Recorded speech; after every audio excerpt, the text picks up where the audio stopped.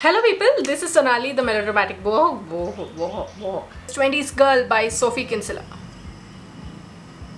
One of the picks for Drama Queenathon Book Club. Hello people, this is Sonali, the Melodramatic Bookworm. If you've been here before, welcome back. If you're new to my channel, then welcome to the Melodramatic Bookworm family. I make book related videos on this channel and occasionally a few travel related and a few movie related videos as well.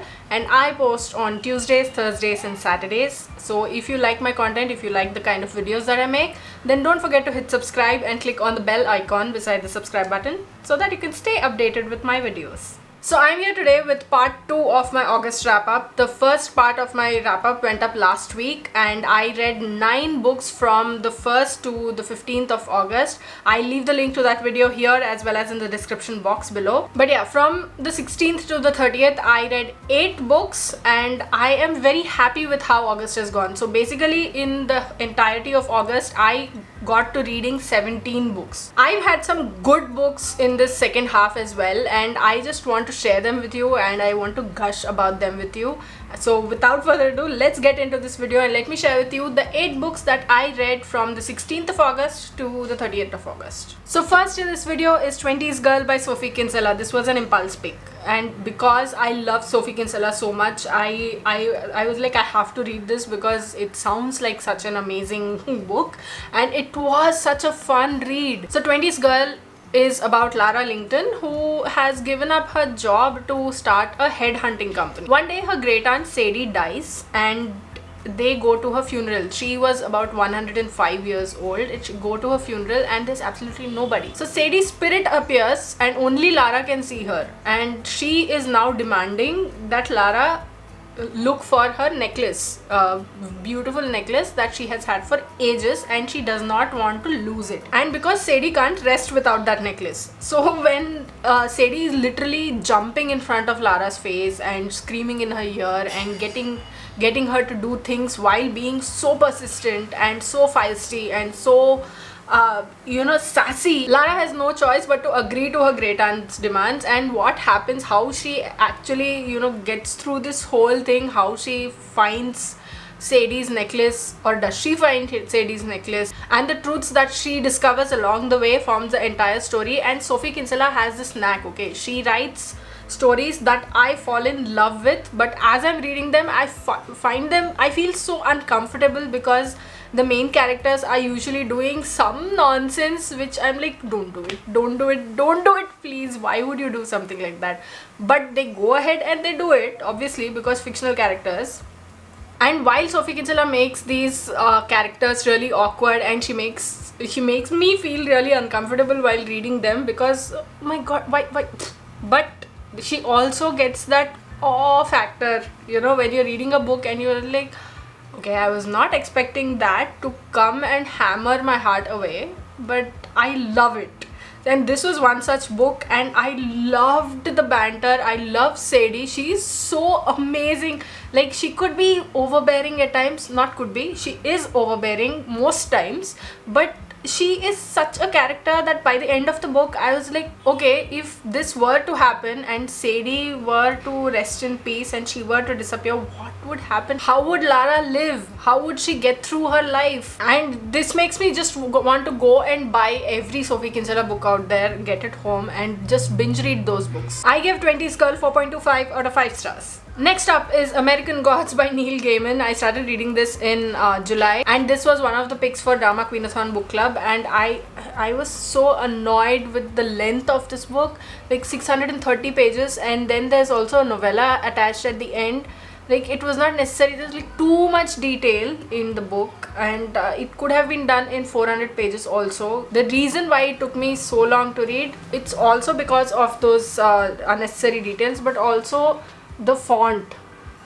It's so small and it's annoying, and the long chapters, long chapters. But when I finished reading this, I was like, it makes sense. Shadow is about to be released from prison, but his wife Laura dies in a car crash, and then he's just released from prison, and then he encounters this guy called Wednesday, who offers him a job as his personal assistant kind of guy, a right hand guy kind of thing. So Shadow accepts the job, and now he's, you know, going around America, taking Wednesday around and doing the jobs that he sets him and all that. And the people that they encounter across their journey, they are strange people, very strange people. Like, they do some random things, they have reasons why they do it, and I really don't want to get into those reasons. But since the book itself is called American Gods, it's obvious that the people who came to America, who immigrated to America, they brought their gods along with them, and now there's a battle between the old gods and the new gods. Like, there are a lot of the old gods, like Norse gods, Indian gods, and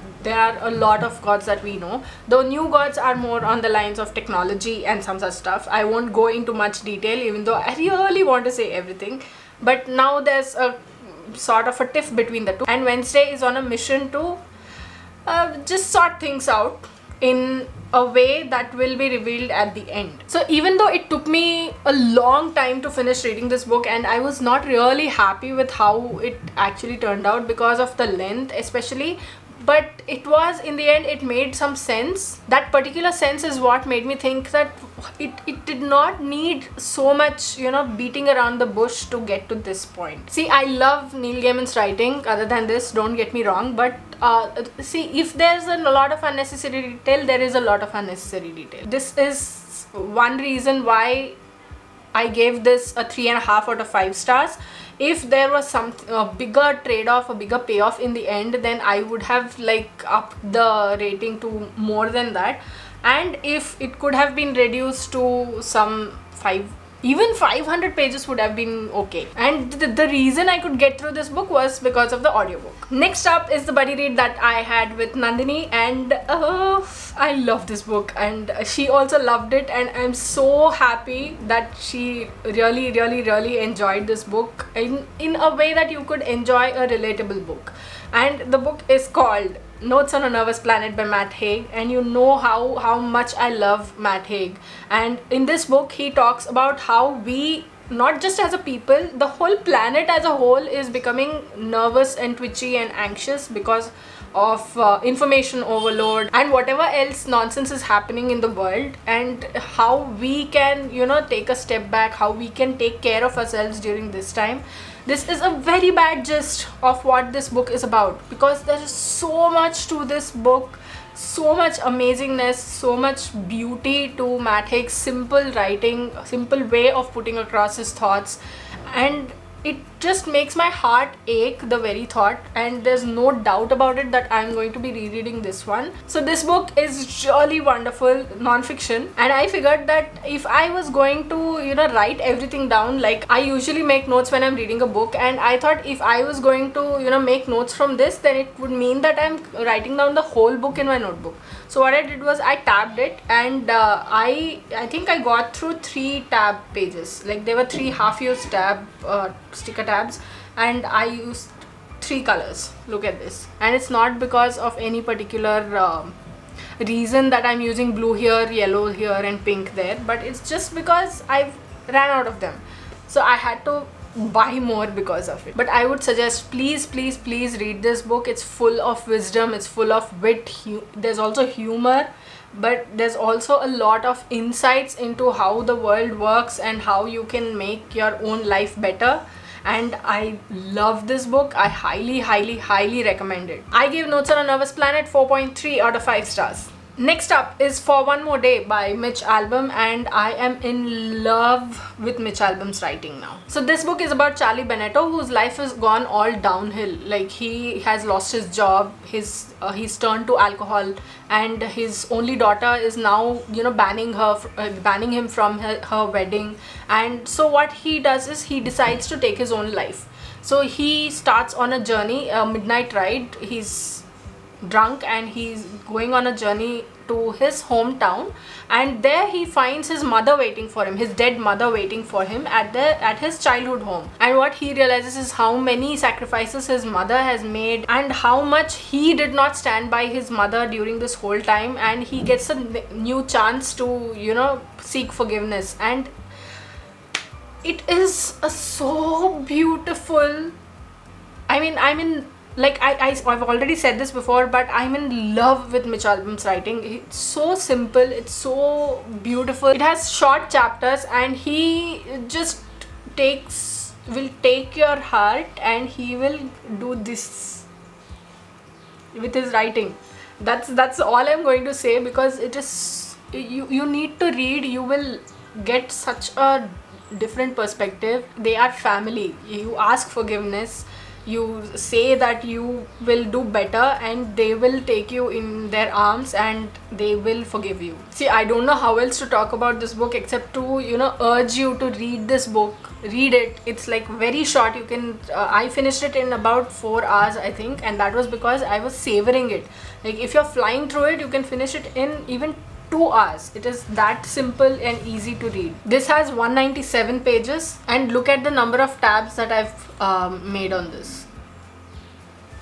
I gave For One More Day 4.25 out of 5 stars. Next up is Siddhartha by Hermann Hesse, and this was the book that you picked for me to read and review in August, and the video for this is already up if you'd like to check that out. I leave the link here as well as in the description box below. And since the video is already there, I won't go too much into detail into this book. This book is a combination of spirituality and philosophy and self-discovery, and it was a really good read. See, I'm not really going to rate this book because I don't think I can, but this is very easily written. See, especially if you are into spirituality, then you will really like this book, because the book will touch you. There's a lot of valid points made from starting to finish, and how Siddhartha discovers himself, and he will make you question your own intentions, your own frame of mind while you are reading this book. So I would really recommend this book. Even if you're not into spirituality, you can give this a try. Next up is Art Matters by Neil Gaiman and illustrated by Chris Riddell. This is a super short book. You can finish it in like half an hour.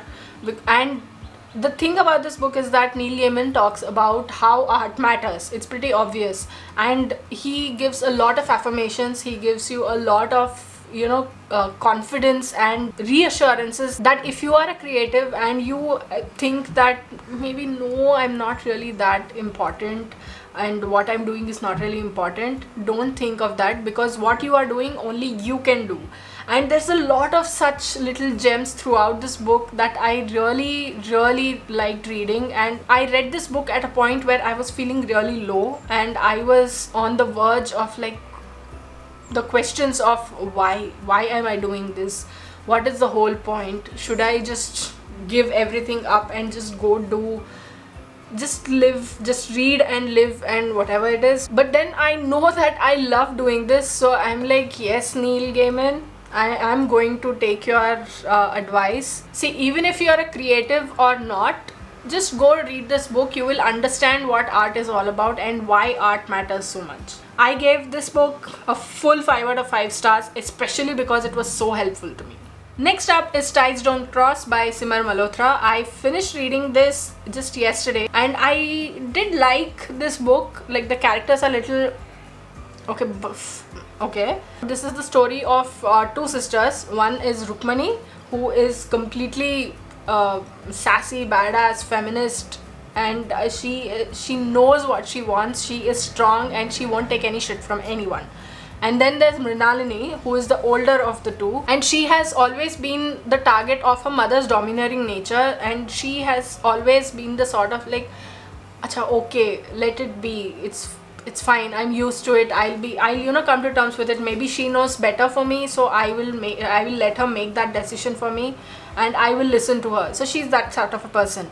So what happens is Mrinalini is married off without being asked for her opinion, and her husband turns out to be one such person who is more on the lines of why didn't you make the curry that I asked you to make, and don't tell me how I should raise my kids. He was that sort of a person.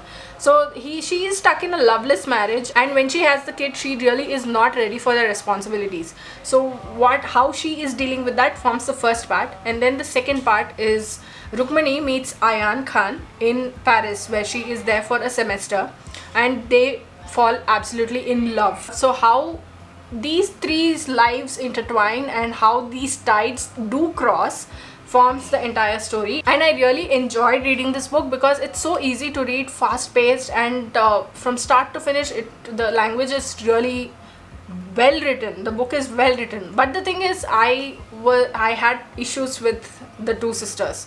Like, Mrinalini is too malleable.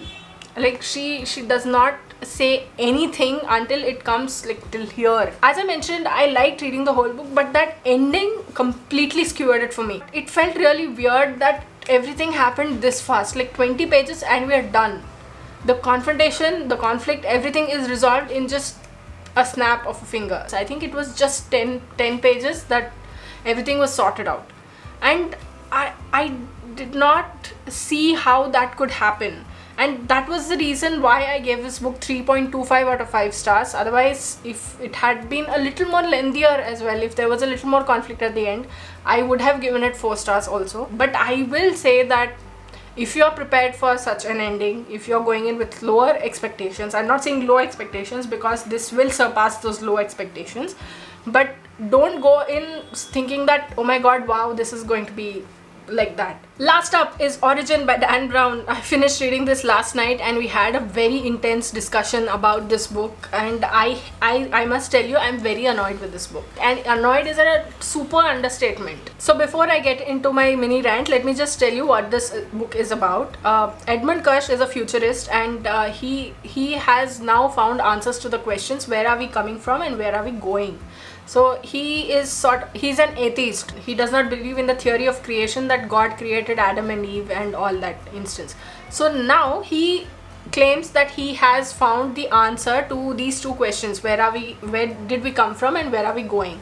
And he holds a huge presentation, press conference, or sort of conference kind of thing, where he is displaying his discovery to the entire world. But obviously, as it happens in most Dan Brown books, he is murdered on the stage while he is giving the presentation. So obviously Robert Langdon, who was his professor, like Edmund Kirsch's professor, and later became a very close friend, he is also at that conference. So obviously things happen, realizations happen, which cause him to flee, escape from that place, along with Ambra Vidal, who is the curator of the museum where this whole conference is taking place. Ambra is also the queen consort of Spain, like she is the Spanish princess fiance. So now that the presentation is paused, Edmund Kirsch's presentation needs to be shown to the world. So they escape so that they can, look for clues as to how to get to that presentation, where it is and all that, and they are on a quest to release it to the world. But why? While I was reading this book, I really felt that this is sort of a repetitive thing that I've already read before. Like Dan Brown's Da Vinci Code and Angels and Demons I've read, and I felt like this book is so similar to that. He's just picked stuff from there and plonged it here, and I'm like, no. See, but even so, I'll tell you what the problems I had with this book. See, first off, that twist at the end was like, I felt like. Secondly, it was like, I've seen this before kind of thing. Same recipe, Langdon on the run with a woman, that's all. And then they find things and then they accomplish it in the end. Oh, that's done. Third, repetitive. Oh my god, repetitive. Like, I don't mind a couple of details being mentioned again here and there, like, but the amount of repetition in this book is horrible. Like, you don't have to say the same thing over and over again. It's like an infinite loop. And fourth, unnecessary dragging. Like, that is like a subcategory of the third one, it feels like. But there's so much dragging, so much unnecessary things. That's all I can say. It might feel weird coming from me, but there's so much unnecessary drama that Edmund has done. Like, he has this whole speech planned out, and in that he's not getting to the point. It's just, I can understand why you want the drama, you want to attract people to your presentation, to your concept, to the revelation that you're making, but please do not put your reader to sleep. Please. And then there's Langdon. He thinks, he muses, he wonders, every page has like 2-3 lines of italics, and I'm like, get on with the story. I know this is Robert Langdon's story, but just get on with it, no? I gave Origin 1.5 out of 5 stars. It's stay away. So I read a total of 17 books in August, and the first 9 of which I've already talked about in the first part of my August wrap-up, which went up last week. I have already left the link in the description box below for you to go and check it out if you're interested. And these were the 8 books that I read between August 16th and August 30th. Which of these have you read? Which ones do you like? Which ones do you not like? Which ones are on your, wish list? Which ones are on your TBR? What books are you planning to read in September? Which was your favorite read of August? Let me know in the comments below. I'd love to hear from you. If you like this video, please like it and share it to spread the word. And if you like my content and would like to see more from me, don't forget to hit subscribe and click on the bell icon beside the subscribe button to get notified as and when I post new videos. Thanks for watching. I'll see you in the next video. Until next time, keep reading, keep watching, and add melodrama to your life.